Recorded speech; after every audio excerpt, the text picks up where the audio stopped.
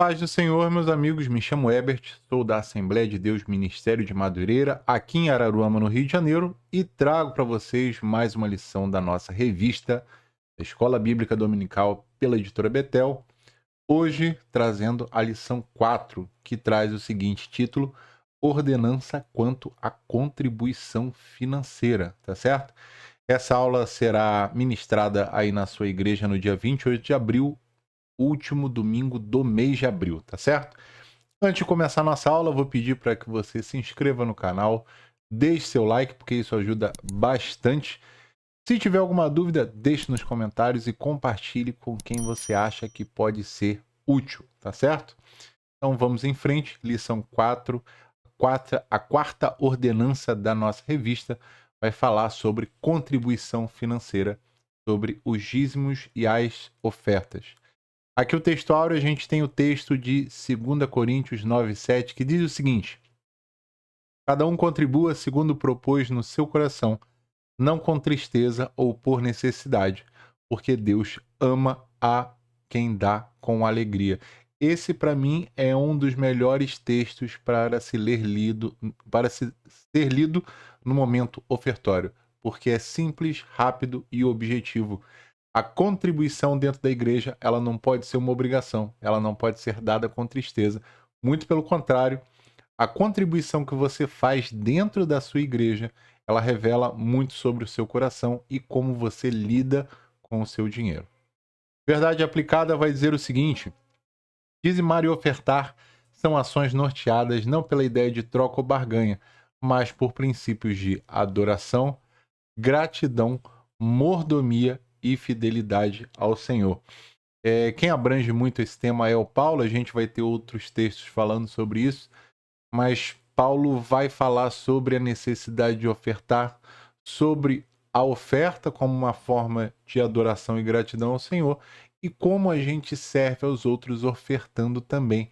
A igreja é uma ponte entre quem tem e quem precisa.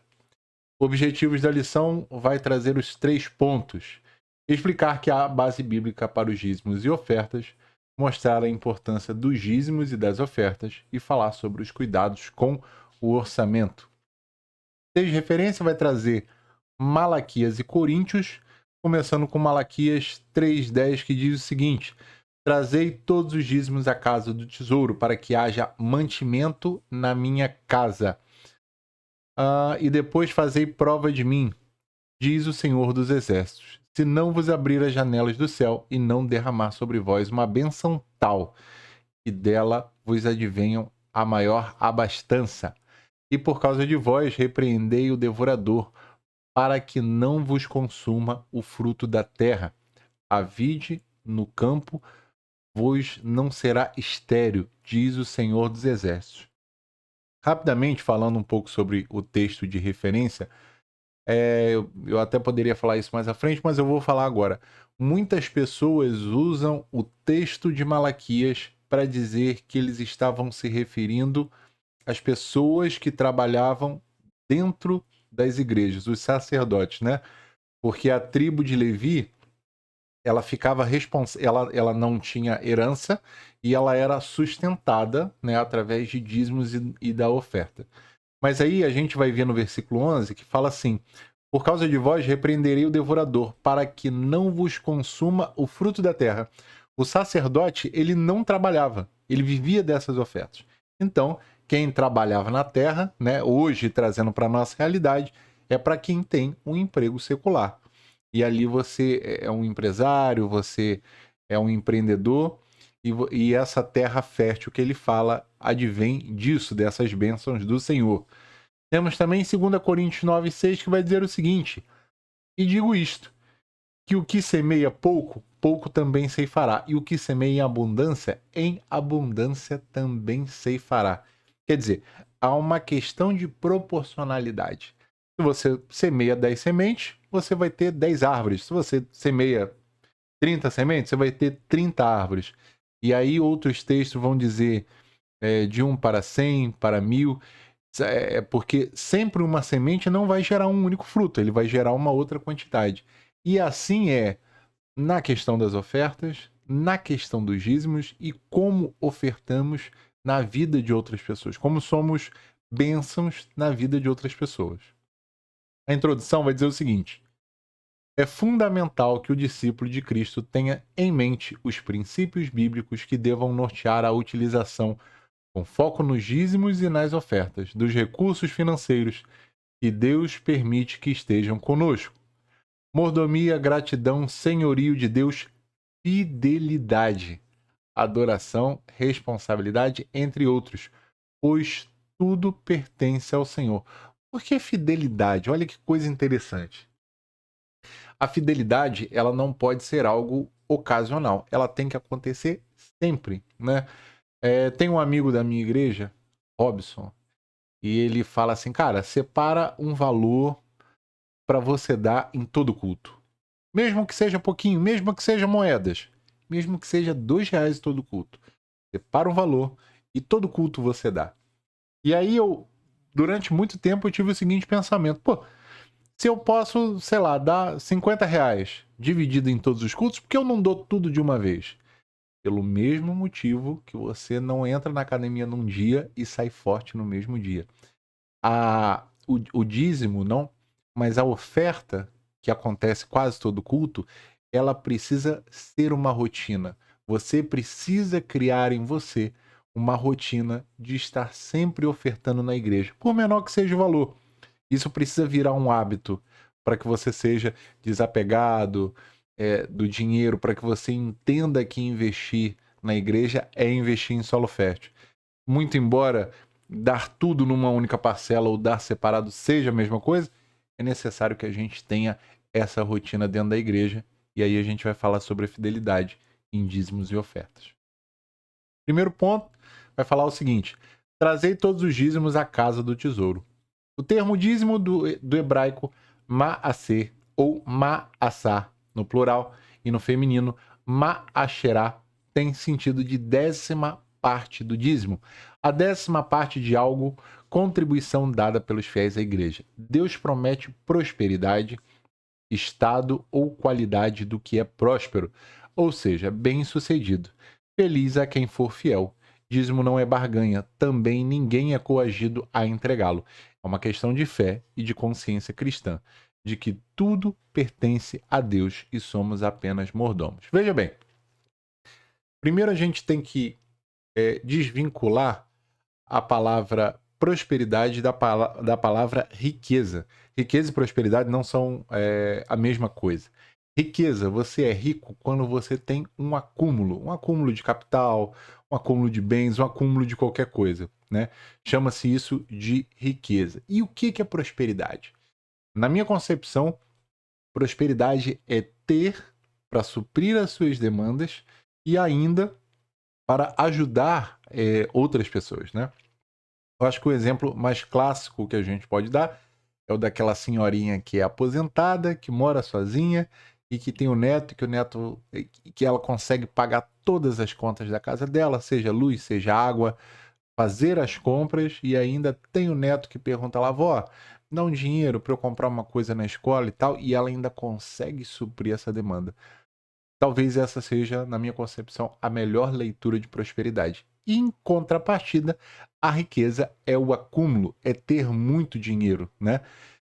Em momento algum, Deus promete riquezas. Ele promete a prosperidade. Vários textos, Mateus 6,33, fala-se que primeiro buscai o reino de Deus e as demais coisas vos serão acrescentadas. Ali ele está falando de comida, bebida e roupa para vestir, que são as nossas necessidades básicas. Então, a gente vai ver que não é porque a gente dá muito dízimo que Deus vai dar uma contrapartida muito maior, muito embora existam textos que falem que quem semeia muito colhe muito, lógico, isso é possível, mas eu não tenho como dizer que hoje eu vou colocar R$ 100 no reino de Deus e amanhã eu vou pegar 1.000, né? Deus, ele delibera conforme a sua vontade, o seu querer. 1.1 vai falar sobre a origem do dízimo e diz o seguinte: dízimo é o princípio bíblico, um mandamento estabelecido com promessas.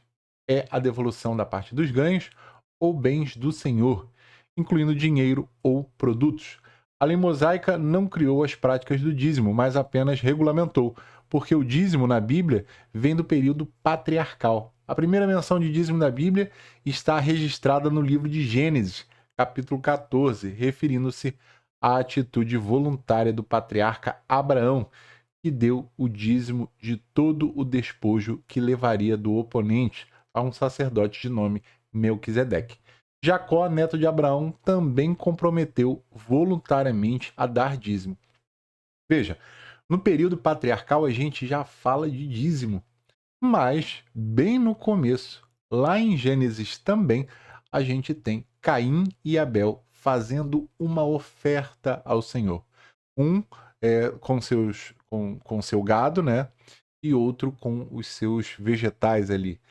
E pasme você, o que culminou na morte de um dos irmãos foi a inveja do dízimo que o outro dava, da oferta, né? Vamos falar assim.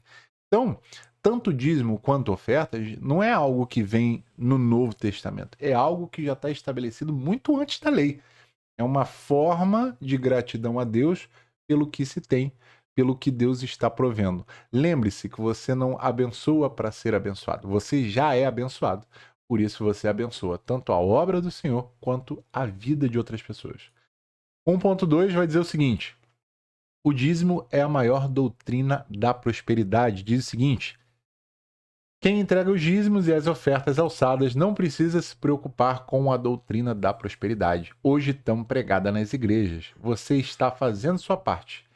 Deus é fiel e cumprirá o que prometeu, derramar bênçãos sem medida. A bênção do Senhor é concedida para quem é fiel com a sua obra. Você não colocará os seus recursos em sacos furados. Deus, através do profeta Ageu, repreende o povo de Israel. É para vós tempo de habitardes nas vossas casas estucadas, e estas casas há de ficar deserta? Ora, pois assim diz o Senhor dos Exércitos: aplicai o vosso coração aos vossos caminhos. Senão, nada dará certo. Será servo do dinheiro, será amante do dinheiro e será escravo do dinheiro. O dinheiro, a forma como a gente se relaciona com ele, ele diz muito ao nosso respeito. Há um livro de Timothy Keller chamado Deuses Falsos, onde ele abrange uma tríade que está contido dinheiro, poder e sexo. São os deuses da nova era. São os prazeres que o mundo nos oferece para que a gente acabe se desviando. A nossa relação com essas coisas acaba fazendo com que a gente se desvie do evangelho. Então, de uma forma desacerbada, é o que o mundo oferece para nos desviar. E a forma como a gente lida com o dinheiro diz muito ao nosso respeito. Mateus 6,24 vai dizer que não é possível servir a dois senhores, pois há de amar um e odiar a outro. Então, tudo aquilo que você coloca em primeiro lugar, que o primeiro lugar é de Deus, é o seu servo. Você serve aquele Deus ali.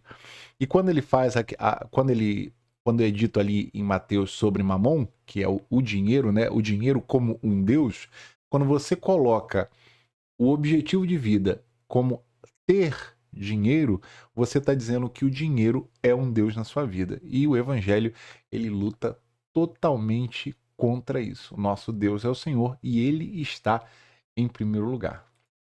1.3, confirmação do dízimo e das ofertas por Jesus. Jesus repreendeu os escribas e fariseus por acharem que o dízimo era a salvação. Ao esclarecer o mais importante, ele disse: ai de vós, escribas e fariseus, hipócritas, pois que dizimais da hortelã, do endo e do cominho, e despreza o mais importante da lei, o juízo, a misericórdia e a fé. Deveis, porém, fazer essas coisas e não omitir aquelas. Ele prestou atenção nas ofertas dadas no templo, a ponto de ver uma viúva que só tinha 2 pequenas moedas, depositar no gasofilácio. Uma lição de vida que Jesus deixa claro de como Deus vê as nossas contribuições e donativos. A nossa oferta não é avaliada segundo um montante, mas pela quantidade de sacrifício nela envolvido. Olha que interessante esse texto aqui que Jesus, ele fala, por que dizimais da hortelã, do endo e do cominho? Né? Chegado em determinado tempo, quando já se tinha uma moeda corrente, o dízimo era dado em dinheiro, né? Era a 10ª parte dos seus rendimentos. Então, a hortelã, o endo e o cominho, se você tivesse algum tipo de plantação, alguma coisa, você estava liberado de não dar daquilo. Só que o fariseu e o escriba, ele era tão rígido quanto à questão das regras que até sobre isso ele dava. Só que o principal ele não fazia. Ele dava o dízimo, mas ele não tinha um coração contrito. Existe um texto, agora eu não vou saber, mas diz o seguinte: se você tem algo contra o seu irmão, se você for ofertar na igreja e tiver algo contra o seu irmão, se lembrar na sua mente, deixe sua oferta, vá se resolver com o seu irmão, para depois ofertar na casa do Senhor. Então, você vê que a prioridade é o coração, a prioridade é a relação com seus irmãos, para depois, estando tudo ok, ofertar e dizimar na casa do Senhor. Então, assim, ele confronta escribas e fariseus, dizendo: olha, o dízimo de vocês está muito bom, mas o coração de vocês está péssimo. E aí, mais à frente, no versículo posterior, ele vai falar: vocês são sepulcros caiados, estão mortos dentro de si mesmo, são caixões vivos. E aí, lá no finalzinho, ele vê a viúva que tinha só 2 moedas e ofertou na igreja aquilo que ela tinha. E era só o que ela tinha, e para ela essas 2 moedas custaram muito, tá? Aí você vê como ela era desprendida do dinheiro. Segundo tópico vai falar sobre dízimos e ofertas. Uma rica semeadura. Diz o seguinte: o local de entregar o dízimo é bem claro na Bíblia, a casa do tesouro. Tem muita gente querendo administrar o seu próprio dízimo, repartindo e dando aos pobres ou às pessoas necessitadas. Isso se chama generosidade e não dízimo. Vamos lá, nós entendemos que o dízimo é a 10ª parte dos nossos rendimentos.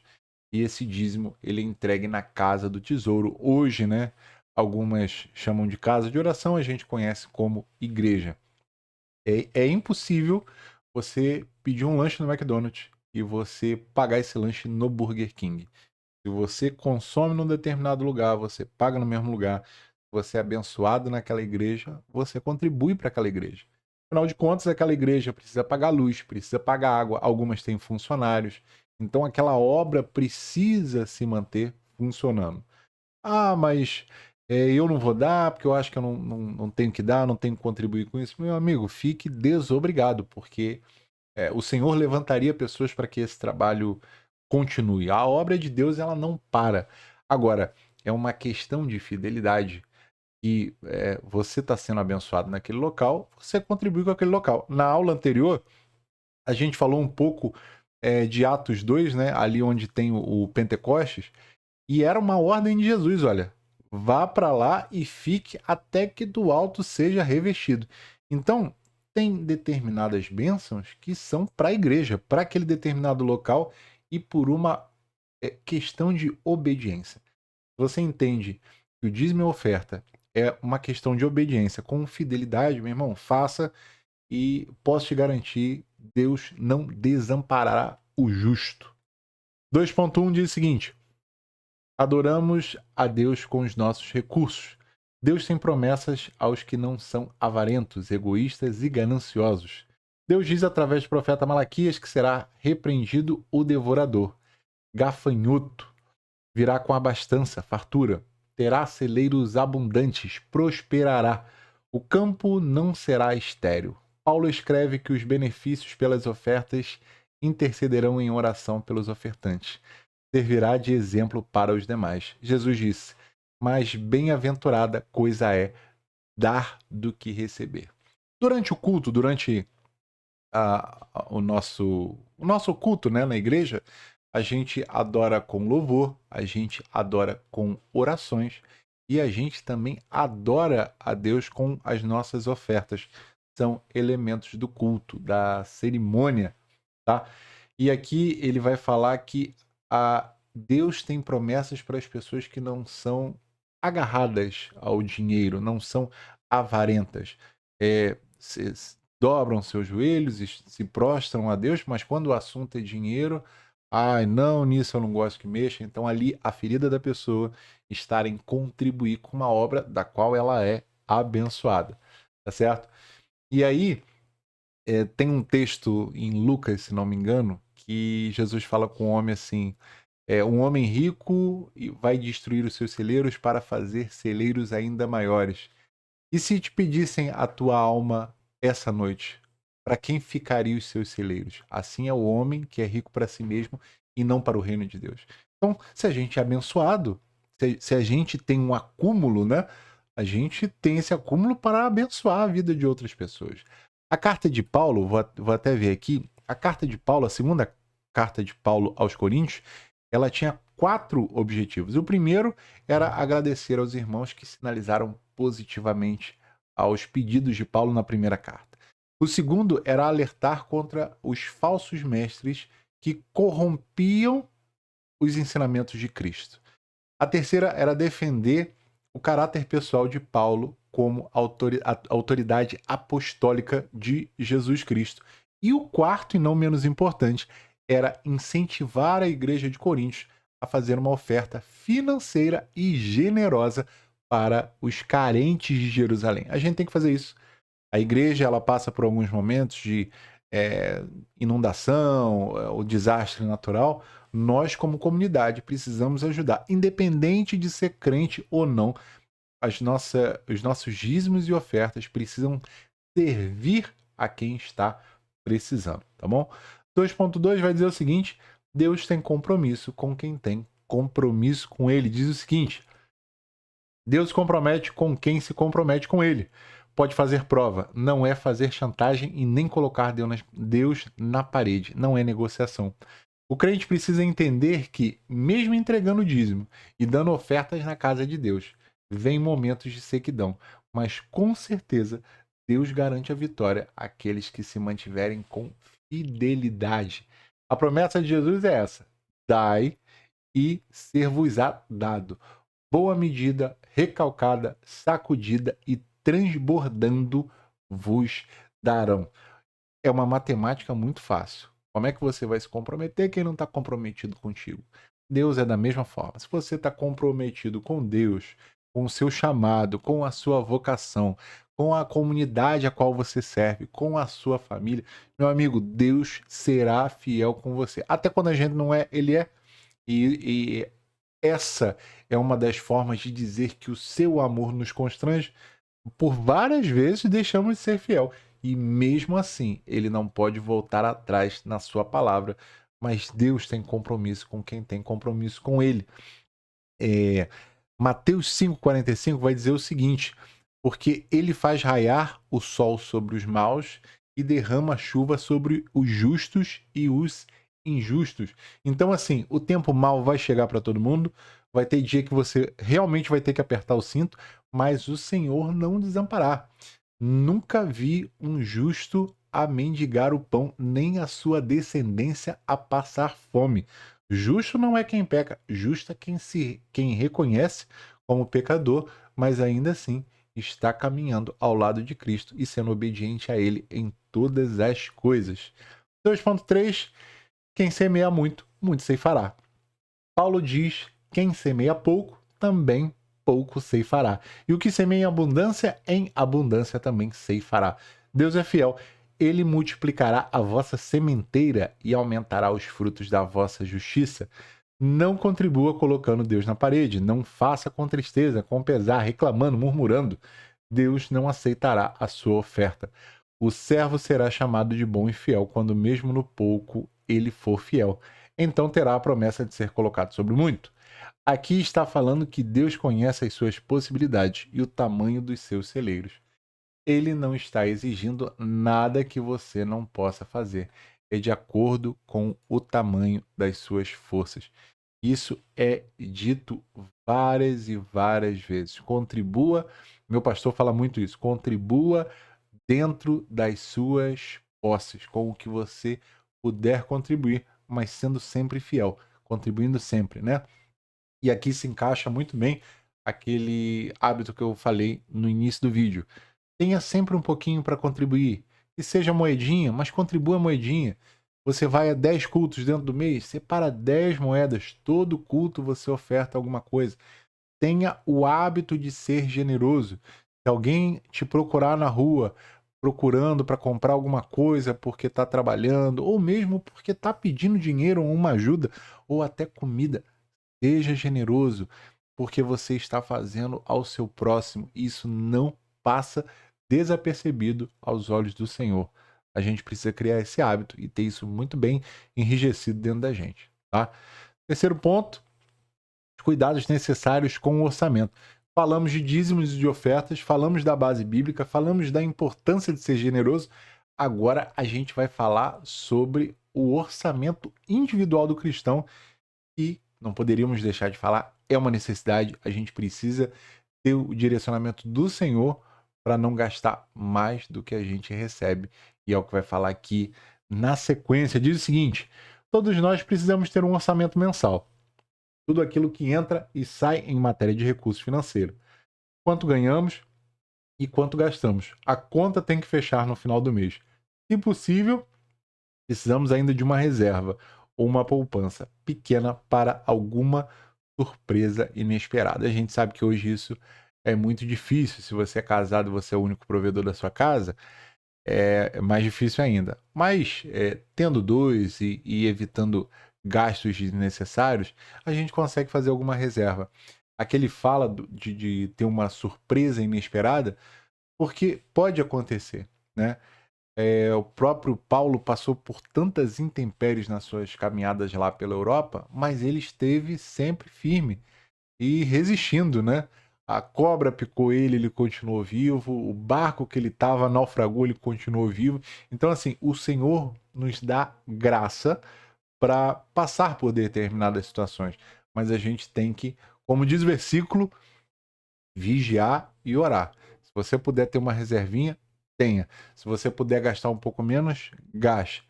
Lógico que vão ter dias que você quer comer um hambúrguer, que você quer fazer uma graça, que você quer trocar alguma coisa na sua casa, faça. É para a glória de Deus? Então faça. Mas a gente precisa agir com sabedoria. 3.1. A administração do nosso orçamento é de nossa responsabilidade. O orçamento é seu. Se você gasta mais do que ganha, o problema não é de Deus. Faça economia. Não gaste com aquilo que não é pão. Ou seja, com coisas desonestas. Não gaste com supérfluos ou coisas que jamais vai usar ou precisar. Corra das promoções, onde se compra coisas até sem precisão. Só porque está barato. Infelizmente, não controlamos as nossas finanças e depois reclamamos que o dinheiro não dá para nada e ainda murmuramos por ser dizimistas na casa de Deus. Quando o membro é dizimista fiel e vive em dificuldade financeira, não é culpa de Deus, e sim da falta de planejamento dos seus recursos. Meus amigos, eu sempre fui dizimista desde que virei crente, mas existiu um momento na minha vida que eu fiquei tão apertado que eu falei assim, eu não tenho como dar dízimo. E eu fiquei uns 6, 8, quase um ano sem dar dízimo. Foi um momento muito ruim, porque realmente, como diz em Malaquias, estão nos roubando nos dízimos e nas ofertas. Por minha imaturidade com o meu orçamento, eu roubei a casa do Senhor. Hoje, independente se a conta vai fechar ou não, eu tenho na minha mente que eu preciso ser fiel à obra do Senhor. Então, eu acho que vai falar aqui mais na frente, vai falar no 3.3. Primeiro eu dou o dízimo, depois eu pago minhas contas, pago luz, pago gasolina, põe no carro, enfim. Hoje eu tenho uma maturidade um pouco maior de que eu preciso ser dizimista e eu preciso ser fiel na casa do Senhor. Não só com o meu tempo, mas também com as minhas ofertas e com o meu dízimo. 3.2. A administração dos recursos da Casa do Tesouro é de responsabilidade de quem a governa. Se os administradores não derem uma destinação justa para os recursos, o problema não é seu, é deles. Deus é quem trata com os maus administradores, com aqueles que usam de má fé e vivem regaladamente às custas dos fiéis, com aqueles que ficam ricos na exploração dos fiéis e deixam as ovelhas em estado de penúria, comem a gordura, se vestem de lã e degolam o cevado. Aquele que for negligente ou desonesto com o dinheiro da igreja será tido como servo, mau e infiel. As consequências serão desastrosas. Eu costumo usar esse exemplo antes de falar sobre dinheiro. A graça do Senhor, ela pode te alcançar em qualquer lugar. Em qualquer lugar. Em uma outra religião, num lugar onde ninguém creia em Deus. O maior caso disso foi Abraão. Abraão vivia num contexto onde a família dele construía ídolos e Deus falou com ele ali naquele meio: olha, sai da sua terra, sai dessa galera para uma terra que eu vou te mandar e vai, que a gente vai conversando. E ele saiu, ele foi obediente e as bênçãos do Senhor atingiram ele. Então, por mais que você esteja num contexto pagão, descrente, até de uma outra religião, Deus pode falar com você e sendo obediente, você vai colher disso. Cabe a resposta que você vai dar ao chamado de Deus. Quando a gente oferta na casa do Senhor, porque a gente entendeu que a oferta e o dízimo é uma ordenança e por conta da obediência a gente está colocando o nosso dinheiro ali, pouco importa o que o pastor vai fazer. A sua parte já está sendo feita. Agora, Deus irá tratar com esses maus administradores. Se tem alguém roubando, se tem alguém desviando dinheiro, Deus irá tratar com eles. Então, a sua parte está sendo feita. É por esse motivo, na minha concepção, que algumas pessoas ficam muito tempo vinculados dentro de seitas e num estalo o Senhor fala: olha, sai daí, seu tempo daí já acabou. E aí você acaba procurando uma outra igreja, um outro lugar para congregar e ali realmente Deus começa um ministério, começa a injetar em você o Espírito Santo, deliberar os dons e você começar o seu trabalho ali. Não que todos tenham que começar um trabalho dentro da igreja, mas ele começa a delapidar o seu chamado, né? A sua vocação. 3.3 para encerrar, diz o seguinte: faça sua parte. Cumpra o seu dever com lealdade. Diz o seguinte: faça a sua parte, o seu dever. O Senhor se encarrega da parte dele. Dízimo também é uma questão de consciência. Como eu vou deixar os meus irmãos pagarem sozinho a manutenção da igreja que eu congrego e também os gastos e também os utensílios? Quem frequenta a igreja é justo ajudar na sua manutenção. O dízimo também pode envolver primícias do tempo, da colheita, dos animais. Mas hoje a nossa relação de troca é o dinheiro, que é a nossa base de pagamento de despesas. Gente, lembra que eu falei sobre dar primeiro dízimo, sobre o problema que eu passei na minha vida com uma questão financeira, que eu mesmo desordenei, e hoje primeiro eu dou o dízimo, depois eu pago minhas contas. Isso é a primícia, é a primeira parte. Com a primeira parte das coisas, nós servimos a Deus. Quer dizer, a nata, né? Aquela melhor parte é para o Senhor. Uma questão de fidelidade, uma questão de ordenança, uma questão de fé que o Senhor é galardoador nosso. Então, a gente primeiro, a casa do Senhor, é onde a gente é abençoado para fazer toda e qualquer coisa. Quando você acorda e dobra seus joelhos para agradecer o Senhor, você agradece porque você abriu seus olhos, porque você está respirando, porque você tem 2 braços e 2 pernas, porque você tem comida na geladeira. O Senhor está te abençoando. Quantos gostariam de ir na casa do Senhor, louvar, engrandecer o nome dele, mas infelizmente não podem, não têm condições, dependem de outras pessoas para se locomover. Então, se você tem toda essa autonomia, não espere que o Senhor vá te abençoar. Ele já te abençoou.